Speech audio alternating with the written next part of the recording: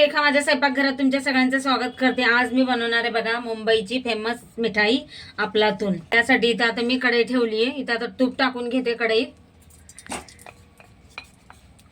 बघा तूप असं चांगलं नितळून घेते।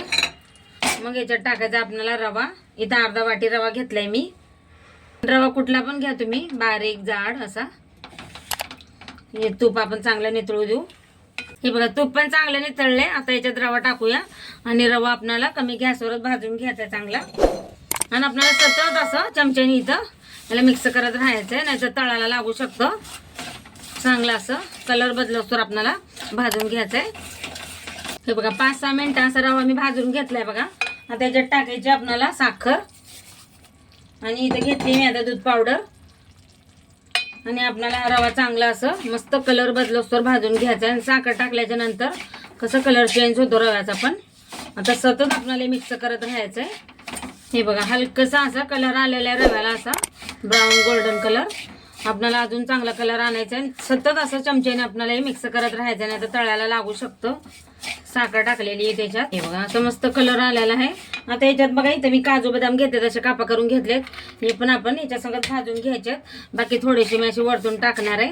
आता अर्धे आपण ह्याच्यात टाकलेत आणि हे पण आता चांगलं असं मिक्स करून याला पण परतून घेऊ रव्यामध्ये। हे बघा गॅस कमीच ठेवलेला आहे मी। सतत मी असं चमच्याने असं मिक्स करत होती। आता चांगलं भाजलेलं आहे बघा। त्याच्यात टाकायचं आपल्याला खोवा पण असं चांगलं असं मिक्स करून घेऊ आपण सगळीकडून।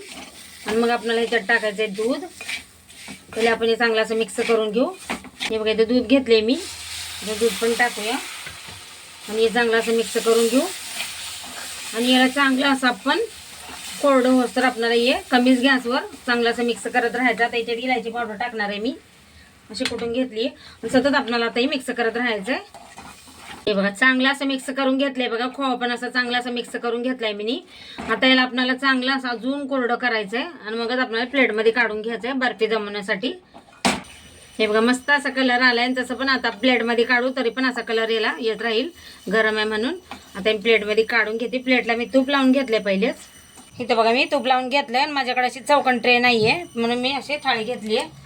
आता हे काढून घेते याच्यात। हे बघा आता ह्याला मी असं पसरून घेणार, असं चौकन करून घेणार आहे। आणि बर्फी आपण आता 1 घंट्यासाठी मी याला सेट होण्याकरता ठेवणार आहे। हे बघा जसं आपल्याला पाहिजे तसं। आणि नंतर हे तूप पुरं असं सोकून घेईल। आता याला वरतून असं प्लेन करून घेते।